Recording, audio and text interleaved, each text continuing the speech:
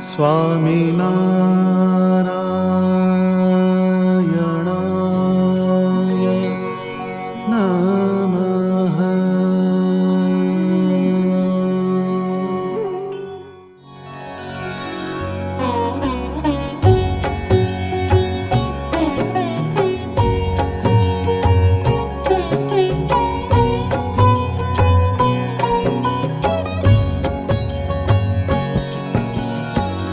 સ્વામિનારાયણ સ્વામિનારાયણ સ્વામિનારાયણ સ્વામિનારાયણ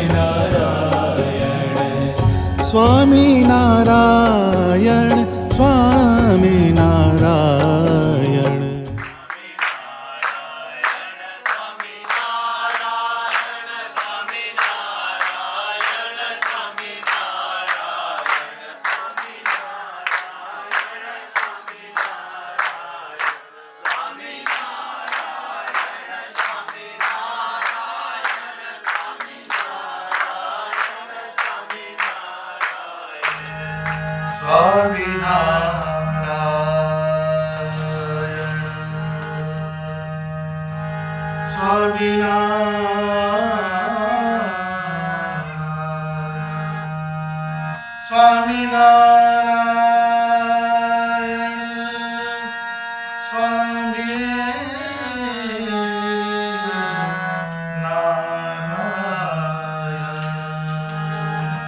चंद्र इंद्र सूरज शिव शक्ति तीरथ व्रत अनेक इनसे मेरा मन नहीं माने तुमसे मेरी टेक हारे हो मैं प्यासी तेरे चरण रज की हारे हो मैं प्यासी तेरे चरण रज की मैं प्यासी तोए चरण कमल की तुम संग मेरी प्रीत तुम संग मेरी प्रीत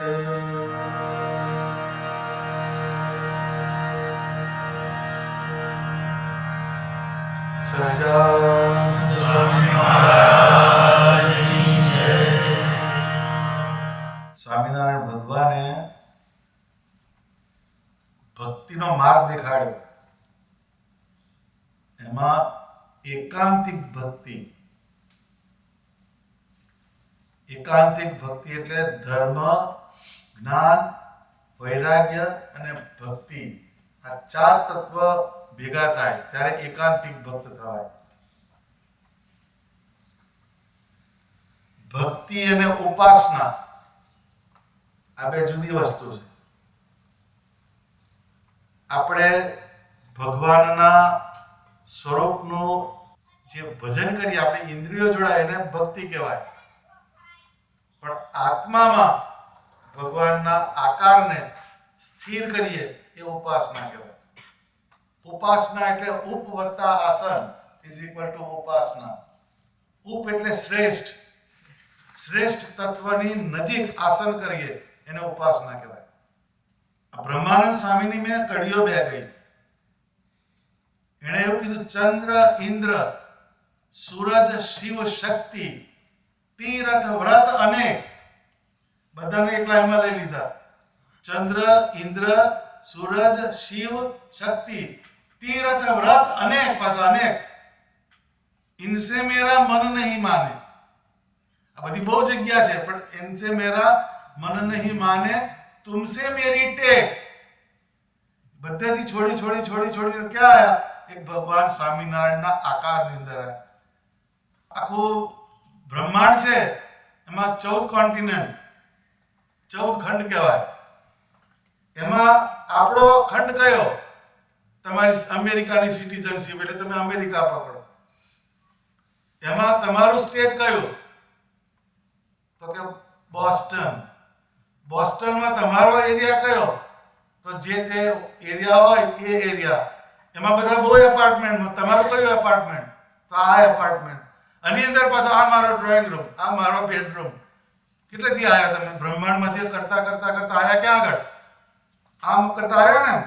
એવી રીતના આકાર માત્ર છે, એમાંથી પ્રીતિ તોડતા તોડતા તોડતા તોડતા એક આકાર પર જવાની વાત છે. ચંદ્ર, ઇન્દ્ર, सूरज, शिव, शक्ति, तीरथ व्रत अनेक, इनसे मेरा मन नहीं माने, तुमसे मेरी टेक. हारे हो में प्यासी तेरे चरण रज की. એ ભગવાન સ્વામિનારાયણ એના ચરણની રજ, એના અમે પ્યાસી છીએ. કોણ કહે છે? બ્રહ્માનંદ સ્વામી.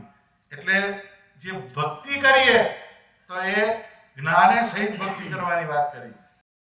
જ્ઞાન કયું? તો કે જાણવું. એને પહેલા પેલું જ્ઞાન કીધું. પણ જાણવાની વસ્તુ કઈ છે? તો કે જે આકાર માત્ર જે છે, એક પર્વતભાઈ જે હતા એ કૃષિનું કર્મ કરે, એ ખેતરની અંદર ભગવાનનું અનુસંધાન કરતા કરતા હળ ચલાવતા. પછી એની અવસ્થા કેવી હતી? તો કે એને દરેક અવસ્થામાં સ્વામિનારાયણ ભગવાનનું અનુસંધાન રહે. તો એક વખતે માનસી પૂજાનો સમય થયો.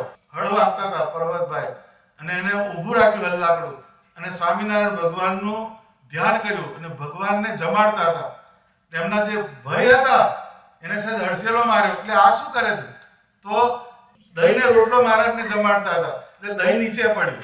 હવે ત્યાં કશું છે નહીં, પણ એની વૃત્તિ પરમાત્માના આકારમાં છે, અને એ પરમાત્માનું ધ્યાન કરે છે. અને ત્યાં આગળ દહીં પડ્યું. પછી એને ખબર પડી કે એની પાસે હલ્લાકડો આવ્યો, આકાવાનું નહીં. એની બધી અવસ્થામાં એ ભગવાનના આકારનું ધ્યાન કરે છે. એમને એકવાર એવો અંદરથી સંકલ્પ થયો કે આ બધા અવતારો જે છે એ કેવા હશે, એવો અંદર એને સંકલ્પ થયો. તો સ્વામિનારાયણ ભગવાને પોતાના સ્વરૂપમાંથી બધા મચ્છ, કચ્છ, વરાહ, નૃસિંહ, વામન, પરશુરામ, આ બધા 24 અવતાર, એ અવતારો દેખાડ્યા બધા. આખું જે ખેતર હતું ત્યાં આકાશમાં પ્રકાશ પ્રકાશ પ્રકાશ થયો, ને એની અંદર પરમાત્માની મૂર્તિ દેખાડી, ને એમાંથી બધા અવતારો દેખાડ્યા. પછી એમણે વિચાર કર્યો કે હવે જશે ક્યાં? આટલા બધા 24 અવતાર થયા, હવે જશે ક્યાં? પછી વન બાય વન એ સ્વામિનારાયણ ભગવાનના સ્વરૂપમાં લીન થઈ ગયા. એ 24 અવતારના દર્શન કરાયા. કોને? પર્વતભાઈને. એ નિષ્કુળાનંદ સ્વામીએ એનો પરચો લખ્યો. એટલે ભગવાન સ્વામિનારાયણે આ પૃથ્વી ઉપર જે અવતાર ધારણ કર્યો, બધા અવતારનો ભાવ એને અંદરથી બતાવ્યો. એટલે પુરુષોત્તમ નારાયણ, એની ઉપાસના કરવાની, એ ઉપાસનાની લાઈન પકડવી પડે. એટલે એ જે આકાર જે છે, એક આકારને પકડી ને આપણે આગળ ચાલવું પડે. તો આ બધું પધરાયું છે, બધું બહુ અહીં આગળ પધરાયું છે ને, પણ જવાનું એક આકારમાં આપણે. ખ્યાલ આવ્યો? બધું એનું જ છે, એક બીજાનું કોઈનું નથી. પણ ઉપાસનાનો માર્ગ જે છે એમાં એક આકાર જોઈએ, એક મૂર્તિ જોઈએ. એટલે એક મૂર્તિનું સિંહાસન આપણે ગોઠવવાનું. હું એકલી સલાહ લઈને નહીં જતો રહું, હું આપીશ સિંહાસન. હા, પણ આપણે એ કરવાનું. ઉપાસનાની જે લાઈન છે એ તો આપણે ચોખ્ખી કરવી જ પડે. એ તમને તરત અંદરથી બતાવશે જ. અંદરથી તમને જુદું રિફ્લેક્શન અંદરથી આવશે, અંદરથી તમને સંતોષ થાય. કેમ? તો કે છે એ પ્રેમાનંદ સ્વામી કીધું કે માધવજી મેરે તો तुम ही एक पांव धरन को ठिकानो, शुभ गति अशुभ गति तुम ही मेरे तो हाथ तिहारे बिकानो. એમ ભગવાન સ્વામિનારાયણ કે મારે તમારો એક જ આશરો છે, તમારું એક ચરણ છે, એની જ મારે ઉપાસના છે. મારું શુભ થાય કે અશુભ થાય એ કરનારા તમે એક માત્ર છો. એ વસ્તુને પકડવાની. ખ્યાલ આવ્યો? યાદ રહેશે કે હું કહું છું એટલે નહીં, અંદરથી કન્વિક્શન કરવાનું. આપણે એક આકારની ઉપાસના કરો. બધા આકાર એના જ છે. અત્યારે તમારે $100 ની નોટ હોય, એમાં બધી નોટ આવી જાય કે નહીં? 50 આવી જાય, 20 આવી જાય, 10 આવી જાય, બધી નોટ એમાં આવી જાય. બધી વધારે ગોળવી એના કરતા એક નોટ લઈને ફરવું શું ખોટું? આપણે $10,000 હોય અને એનું પરચુરણ લઈને મારે જવું છે તો શું થાય? ટ્રક કરવી પડે તમારે $10,000 સેન્ડ કરવા જાવ તો કેટલા થાય? હે એવું છે. આ તમે ભેગું કરો તો પાછા ડોલર થઈ જાય, પણ આપણે 100 ની નોટ પકડવાની. સમજાઈ ગઈ વાત? એટલે તમે 100 જગ્યાએ એક હાથ ખોદો તો પાણી નીકળે, એક જગ્યાએ 100 હાથ ખોદો તો બસ આટલું લોજિક છે. આપણી વૃત્તિ બધે બીજે ફરે એના કરતા એક આકારની અંદર એ થાય. જેમ ઘરમાં સ્ત્રી હોય પરણીને આવે, જે પરણીને આવે એટલે એના દિયર હોય, એની નણંદ હોય, એની સાસુ હોય, સસરા હોય, બધાની કેરટેકિંગ કરે છે ને, પણ હેત ક્યાં કરે? હા, બસ આટલું સમજવાનું. આમાં સીધો હિસાબ છે. સમજાઈ ગયું? આ બધું કેરટેકિંગ ની વસ્તુ છે. શ્રીજી મહારાજે એવો ધર્મ પ્રવર્તાયો કે એને આજ્ઞા કરી કે માર્ગ ન ચાલતા થકા શિવાલય આદિ દેવાલય આવે તો એને આદર થકી નમસ્કાર, એ નહીં પાછું એને નિગ્લેક્ટ નહીં કરવાનો. વિષ્ણુ, શિવ, ગણપતિ, પાર્વતી ને સૂર્ય આ પંચાયતન દેવતા એને આદર થકી માનવા. તો સ્વામિનારાયણ ભગવાને દેવ બધા પધરાયા, પણ તમે એનો વ્યવહાર જો તો તમે ભગત કોના? સ્વામિનારાયણના. કંઠી કોની? સ્વામિનારાયણની. શિક્ષાપત્રી કોની? સ્વામિનારાયણની. પછી જતું રહે આગળ, એ તો બીજું કોઈ બોલતું નથી. એ બોલે કોઈ બીજા કે અમે લક્ષ્મીનારાયણના, અમે નરના, એ કોઈ ના બોલે. એ આવે એક સ્વામિનારાયણ જ આવે. સમજાઈ ગઈ વાત? બધાનો ભગવાને સમન્વય કર્યો. કારણ કે જે મોટો હોય ને બધાનું ધ્યાન રાખે. ઘરમાં જે વડીલ હોય, ઘણા લોકો એવા હોય એના 4 ભાઈઓ બધાને સેટ કરે, પણ એવો હોય તો કે ના મારું કરું ને આગળ જવું. પણ જે મોટો હોય બધાને રાખે.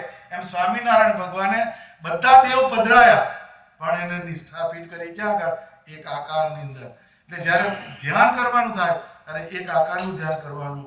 ભજન કરીએ, રિસ્પેક્ટ કરવાનું થાય તો બધે કરવાનું, પણ જ્યારે મેડિટેશનની વાત આવે, ધ્યાન કરવાનું હોય તો એક આકારને પકડવો પડે. એટલે કોકે કહ્યું છે પ્રેમ ગલી સાંકડી તામે દો ન સમાય.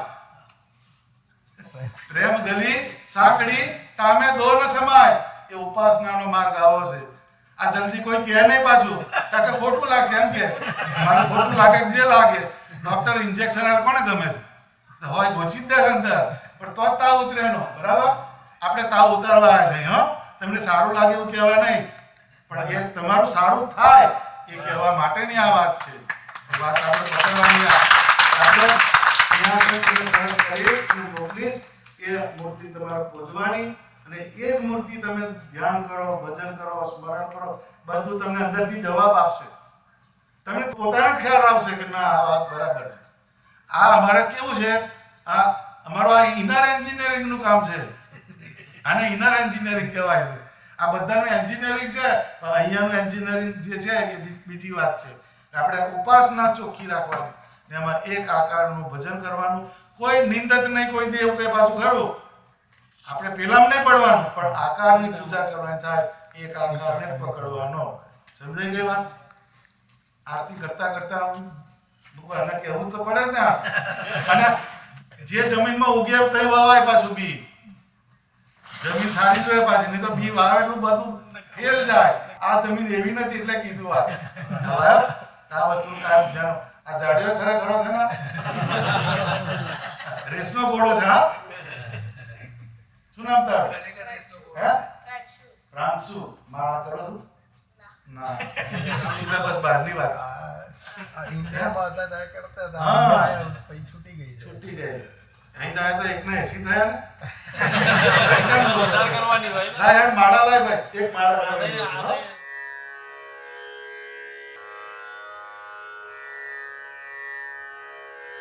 કાળ, કર્મ, માયા, જમદૂત, આના ભયને દહન કરનારા હે સ્વામિનારાયણ ભગવાન, હું તમારે શરણે આવું છું. તમે મારી સર્વ પ્રકારે રક્ષા કરજો. અંત સમયે લેવા આવજો.